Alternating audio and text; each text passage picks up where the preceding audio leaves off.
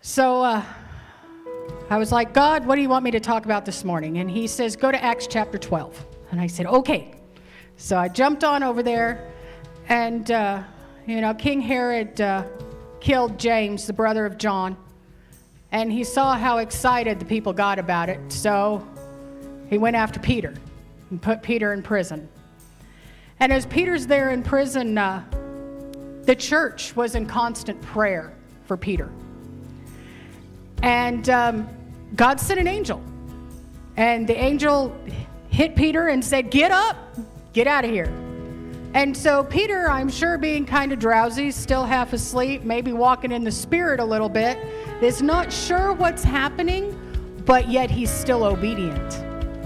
And so he gets up and he follows the angel like the angel tells him to do. And he goes out, and after he passes the guard, he suddenly comes to and he's like, oh, this is not just a vision. God really did this in my life. God did a supernatural blessing for me, and okay, I'm free now. Now what do I do? Go to church. Keep in mind they met in houses back then. So he goes to church. And then as he's knocking on the door, Rhoda goes to the door and says, I hear his voice. Surely not. So she runs back into the rest of the people and says, hey, Peter's out there. And how do they respond? They have been praying continuously for Peter.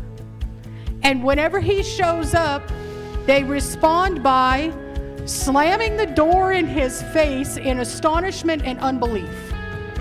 So here's the question God gave me this morning. How many times do we continuously pray for something when he gives us the answer that's knocking on the door? Do we shove it in his face in doubt and unbelief and go, that can't be the answer?